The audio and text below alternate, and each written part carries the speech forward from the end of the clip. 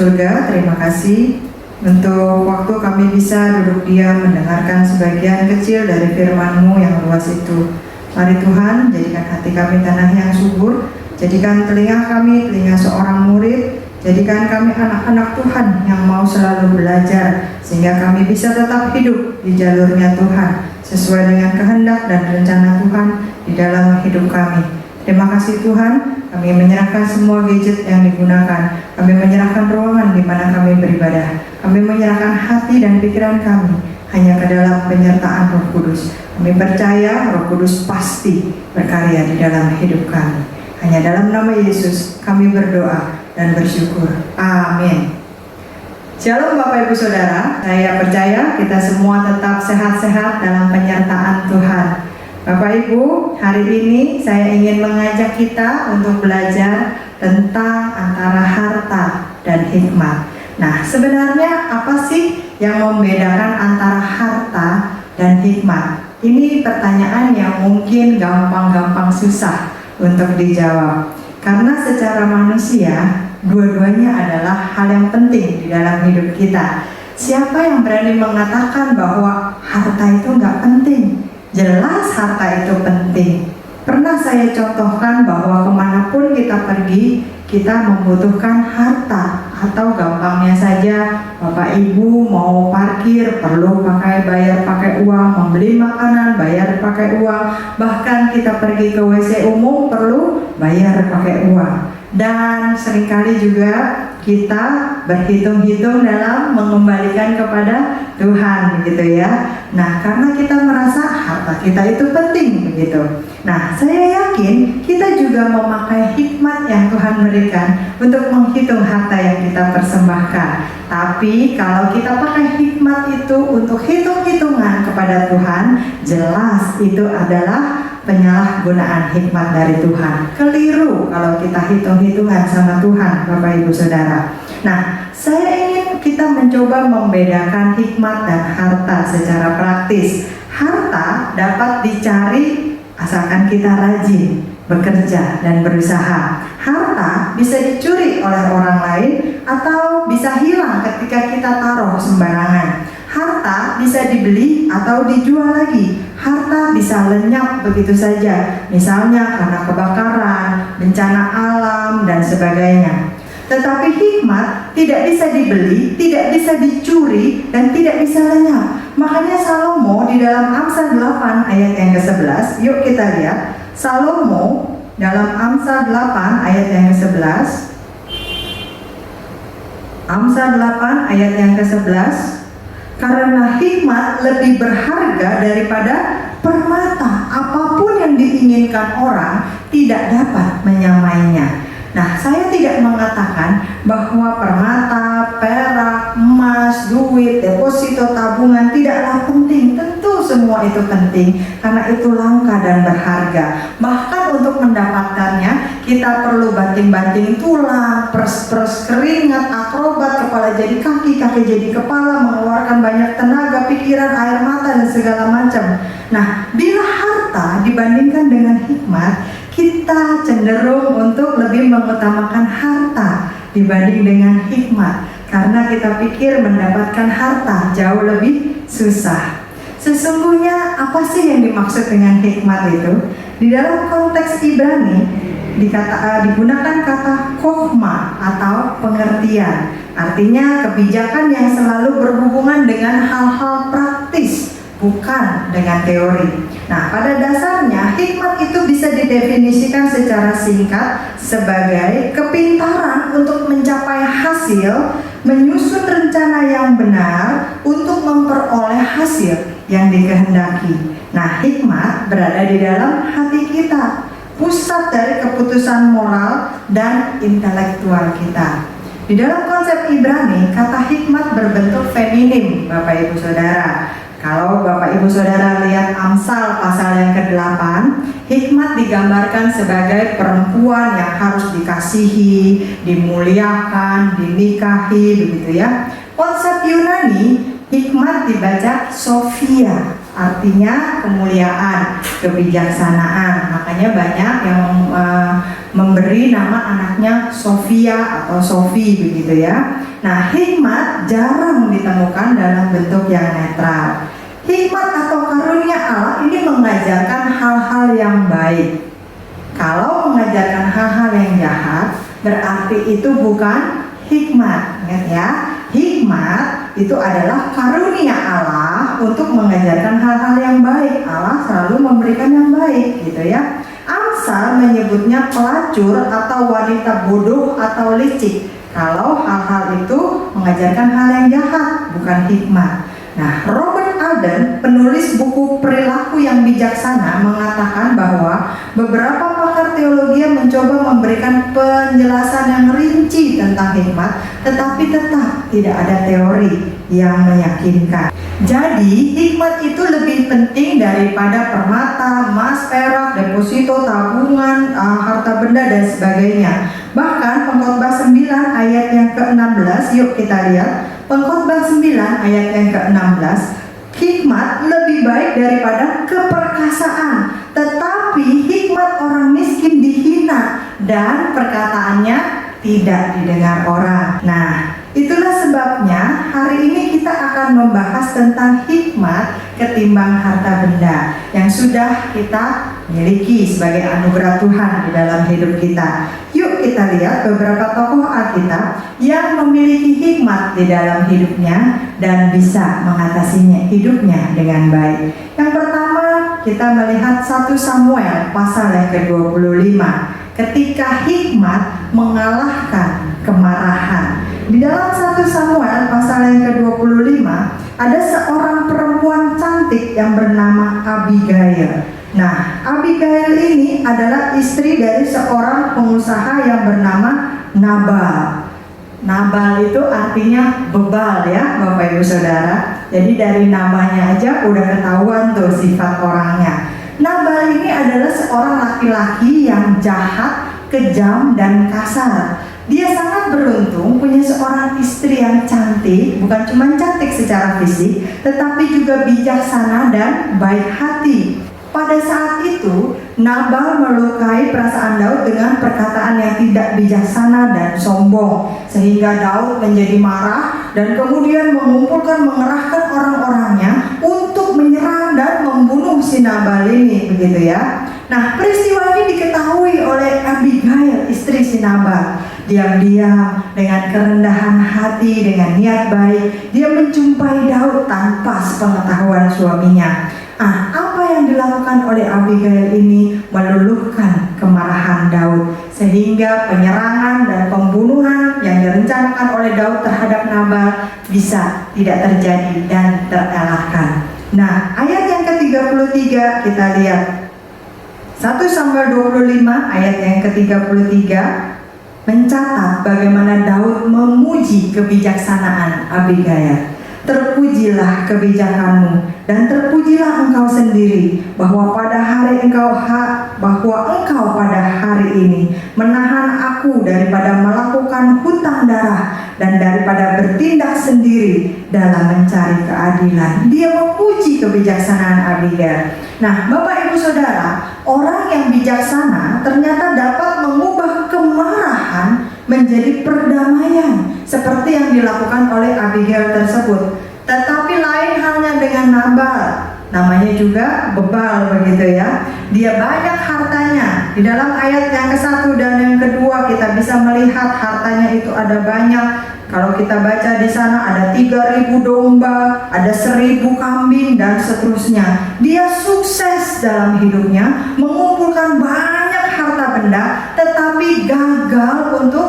memanfaatkannya atau mengelolanya dengan baik. Nabal hidup bermabuk-mabukan. Di ayat yang ke-37 kita lihat, hidup bermabuk-mabukan sehingga mati ketika jantungnya mendadak berhenti. Tetapi pada waktu pagi, ketika sudah hilang mabuk Nabal itu, diceritakanlah kepadanya oleh istrinya segala perkara itu. Lalu terhentilah jantungnya dalam dada dan ia membatu.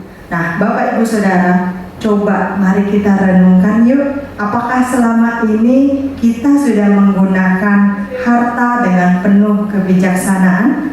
Jangan-jangan karena harta kita jadi nggak bijaksana dalam menjalani hidup ini. Mari kita periksa hati dan diri kita masing-masing. Yang kedua, dalam Kejadian 39, ketika hikmat mengalahkan hawa nafsu. Nah, dalam kisahnya ini adalah seorang pemuda tampan bernama Yusuf. Yusuf ini dijual ke Mesir dan menjadi budak dari seorang tuan kaya raya yang bernama Potifar.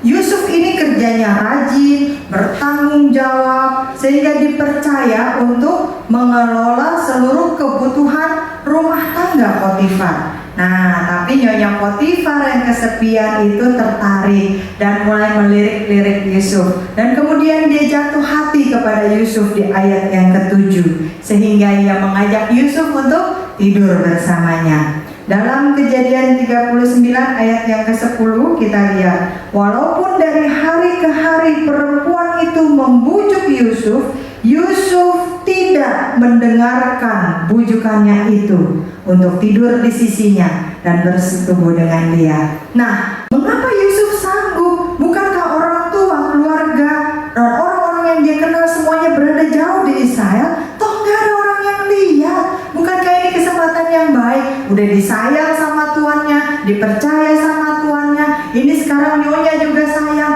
jadi kiri kanan bisa sayang. Wah, statusnya dari budak kesayangan tuan sekarang bisa jadi budak kesayangan Nyonya. Bukankah suatu kesempatan yang baik begitu? Tetapi Yusuf tidak melakukannya karena Yusuf takut akan Tuhan. Ini yang dinamakan dengan hikmat. Amsal 1 ayat yang ke-7 berkata, takut akan Tuhan adalah permulaan pengetahuan, tetapi orang bodoh menghina hikmat dan didikan. Apa yang akan kita lakukan ketika ada godaan datang bertubi-tubi? Mungkin godaan kita tidak sama seperti yang dialami oleh Yusuf, tetapi pasti di dalam hidup kita pernah mengalami godaan yang datang bertubi-tubi. Dalam hal keuangan, dalam hal-hal lain, dalam hal keluarga, dalam hal usaha, dalam hal studi dan sebagainya. Mungkin ada banyak hal lain yang menggoda kita untuk tidak sesuai dengan firman Tuhan. Apakah kita akan pasrah saja, diam di tempat saja? Yusuf adalah seorang manusia biasa, tetapi dia sanggup memenangkan peperangan rohani ini. Saya yakin bersama Yesus kita juga pasti sanggup. Itulah sebabnya kita perlu kebijaksanaan dari Tuhan. Kita perlu sangat takut akan Tuhan. Bapak Ibu Saudara, seringkali saya katakan takut akan Tuhan bukan seperti pencuri takut lihat polisi, atau ketika saudara membawa kendaraan dan lupa membawa SIM dan STNK, ada patroli, saudara takut dan kemudian ngumpet, atau saudara naik motor tanpa pakai helm, saudara putar balik karena takut melihat polisi. Bukan seperti itu. Tetapi yang dikatakan Amsal takut akan Tuhan adalah kita hormat kepada Tuhan, kita segan kepada Tuhan, kita menghormati Tuhan. Dengan kata lain, kita mengakui segala kedaulatan Allah dalam semua bidang kehidupan kita. Seringkali ada orang berkata, iya gue percaya sama Tuhan, nanti kalau ada Sabtu Minggu waktunya ibadah dan pelayanan ke gereja, setelah itu hidup mah urusan gue, Tuhan mah nanti aja di gereja. Enggak Bapak Ibu Saudara, tetapi Tuhan harus kita akui berkuasa dalam semua bidang kehidupan kita, di mana saja, kapan saja, dan apapun yang kita lakukan. Dan Tuhan itu akan mengarahkan kita menjadi orang-orang yang berhasil. Yang kedua, hikmat bisa mengalahkan hawa nafsu.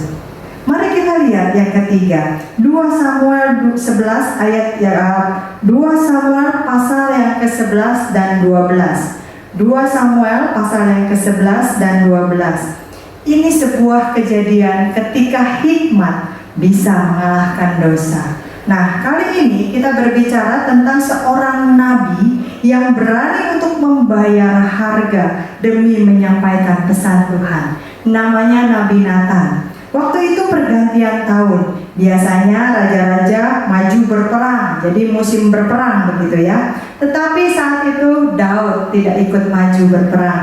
Daud tidak ikut memimpin pasukannya ke medan perang. Dia hanya berdiam sendirian, bersantai-santai di istananya di Yerusalem. Waktu lagi santai-santai, dia naik ke sotoh istananya dan dia lihat perempuan cantik lagi mandi di sana. Lalu kemudian namanya juga lihat perempuan cantik begitu ya, sehingga hatinya tertarik dan dia suruh orang untuk cari informasi siapa itu perempuan cantik begitu kan.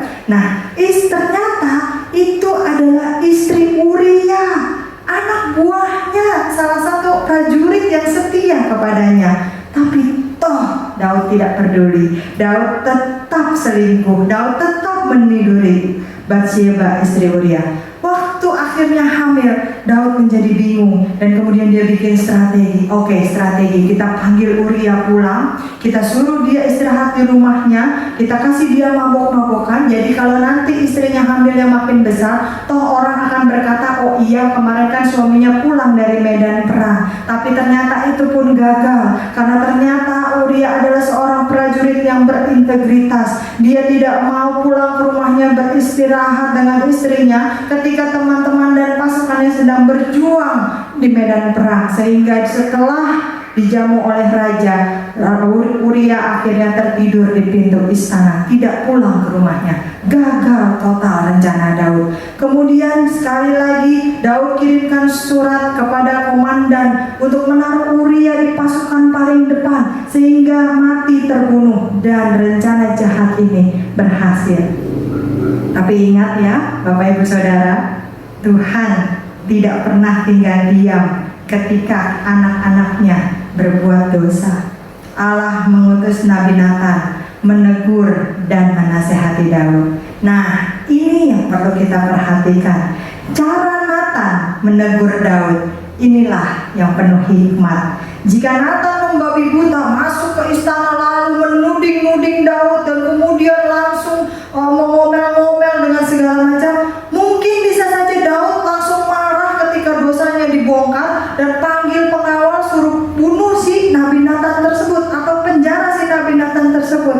Tetapi hikmat Allah memenuhi Nathan sehingga Nathan berbicara kepada Daud melalui perumpamaan. Kita lihat 2 Samuel pasal yang ke-12 ayat yang ke-1 sampai 4. 2 Samuel 12 ayat 1 sampai 4. Tuhan mengutus Nathan kepada Daud. Ia datang kepada Daud dan berkata kepadanya, ada 2 orang dalam satu kota, yang seorang kaya, yang lain miskin. Si kaya mempunyai sangat banyak kambing domba dan lembu sapi. Si miskin tidak mempunyai apa-apa selain dari seekor anak domba betina yang kecil yang dibeli dan dipeliharanya. Anak domba itu menjadi besar padanya bersama-sama dengan anak-anaknya, makan dari suapnya dan minum dari pialanya dan tidur di pangkuannya seperti seorang anak perempuan baginya.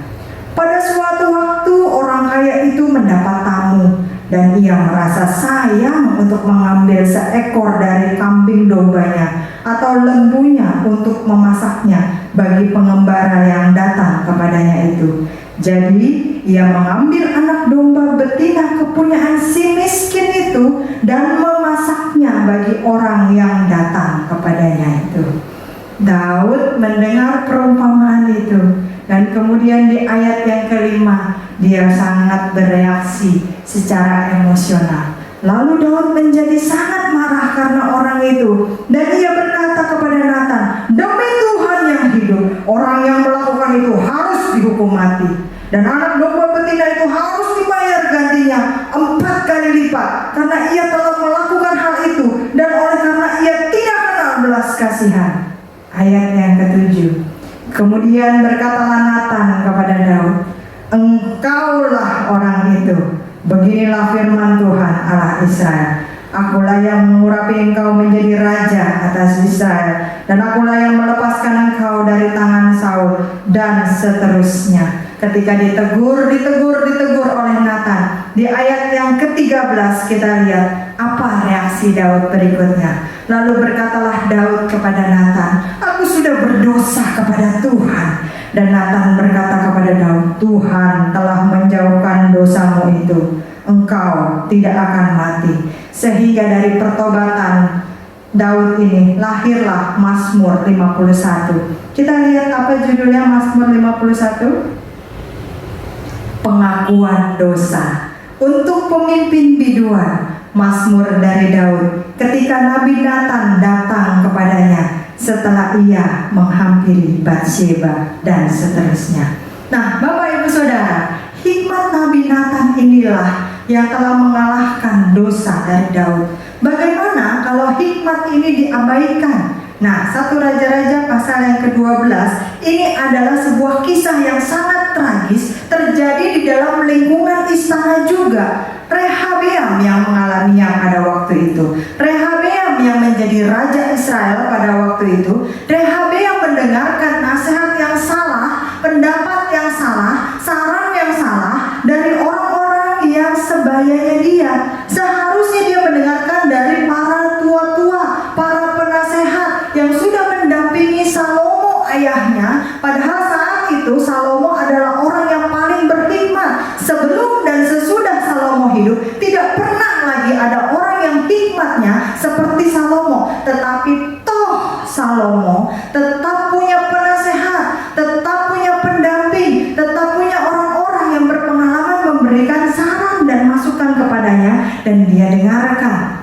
Rehabeam yang masih muda ini salah mengambil keputusan karena nasihat yang salah. Ketika orang-orang sebayanya, teman-teman sepermainannya, teman-teman sepergaulannya menganjurkan naikkan pajak, tekan tindas rakyat, kamu yang jadi raja. Dan kemudian para penasihat ayahnya bilang, "Jangan, rakyat udah susah, kamu sebagai raja harus adil sehingga rakyat itu bisa makmur dan mencintai kamu.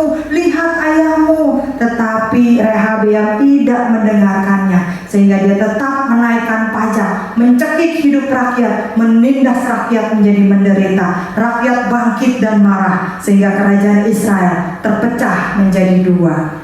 Rehabeam telah mengabaikan hikmat yang telah dipraktekkan oleh ayahnya Salomo. Kita lihat Amsal 9 ayat yang ke-9. Amsal 9 ayat yang ke-9. "Berilah orang bijak nasihat, maka ia akan menjadi lebih bijak. Ajarilah orang benar, maka pengetahuannya akan bertambah." Nah, Bapak Ibu Saudara, orang bijaksana dapat membedakan mana nasihat yang berkualitas baik, mana nasihat yang akan mendatangkan kecelakaan. Mari kita menjadi orang yang bijaksana, Bapak Ibu Saudara. Nah, sebagai penutup, bagaimana dengan hidup kita, orang-orang percaya? Di dalam Matius 10 ayat yang ke-16, Matius 10 ayat yang ke-16, "Lihat, aku mengutus kamu seperti domba ke tengah-tengah serigala. Sebab itulah, hendaklah kamu cerdik seperti ular dan tulus seperti merpati." Nah, bayangkan kalau orang Kristen cuma cerdik seperti ular, maka akan jadi penipu yang lihai, penipu yang ulung. Mungkin marganya jadi tipsani, tipu sana sini, begitu ya. Atau kalau kita cuma tulus seperti merpati, maka kita akan terus dikerjain orang, kita akan terus dibohongin orang, kita akan terus ditipu orang. Nah, Bapak Ibu Saudara, nasihat yang Yesus berikan dalam Matius 10 ayat 16 ini sungguh luar biasa. Inilah hikmat yang diajarkan Yesus bagi kita, para pengikutnya. Mari kita semua hidup penuh dengan hikmat, karena hikmat lebih berharga dari semua harta materi apapun yang kita miliki. Berlakulah bijaksana dalam menjalani hidup kita, dalam mencari pekerjaan, dalam memilih pasangan hidup, dalam mendidik anak-anak yang Tuhan percayakan dalam keluarga kita, dalam memilih sekolah dan pendidikan untuk anak-anak kita, dalam kita membelanjakan berkat Tuhan, membeli ini itu, harus bijaksana, terutama dalam kita berbicara dan bersikap, dalam hal kita melayani, dalam hal kita mengabarkan Injil, dalam hal kita mengambil keputusan-keputusan, kita harus berlaku bijaksana. Mari kita jalani hidup ini dengan penuh hikmat. Jawab dan tanamkan dalam hati kita masing-masing. Kalau kita masih kekurangan hikmat, Yakobus bilang apa? Minta kepada Tuhan, sang sumber hikmat itu. Dia akan memberikannya kepada kita. Karena apa? Karena kita anak-anak Tuhan, diperlengkapi dengan hikmat supaya bisa menjalani hidup ini sesuai dengan rencana dan kebenaran yang Allah rencanakan dalam hidup kita. Mari kita berdoa. Bapa di dalam surga, kami sudah mendengarkan firman-Mu. Kami tahu Tuhan, mungkin kami melakukan banyak kesalahan di dalam hidup kami, karena kami merasa tidak perlu Tuhan. Kami merasa kami cerdik sendiri. Mungkin juga Tuhan, kami sudah menipu orang lain, membohongi orang lain dengan kecerdikan yang kami punya. Ampunilah kami Tuhan. Mulai sekarang kami mau hidup dengan hikmat Tuhan, supaya kami bisa lepas dari dosa kami, supaya kami bisa mengalahkan kemarahan-kemarahan, kami bisa mengalahkan segala hawa nafsu, kami bisa mengalahkan dosa yang ada di dalam hidup kami. Bapa di dalam surga, kami tahu melakukan seorang diri kami pasti gagal, tetapi bersama Yesus kami pasti bisa. Kami kecil Tuhan, kami tidak berdaya, tapi kami punya Tuhan yang luar biasa. Kami lemah Tuhan, kami tidak punya kekuatan, tapi kami punya Tuhan Yesus, sumber dari segala kekuatan kami. Kami orang yang gagal Tuhan, dan seringkali mudah menyerah, tetapi kami punya Tuhan Yesus yang selalu mendampingi dan mendukung hidup kami. Terima kasih Tuhan. Kami percaya Roh Kudus yang tinggal di dalam hati kami akan terus mengajar kami supaya kami mampu melakukan firman Tuhan dan bukan hanya sekedar mendengarkannya saja. Di dalam nama Yesus kami berdoa dan meminta hikmat daripada-Mu. Yang percaya bersama kita katakan amin. Saya kembalikan.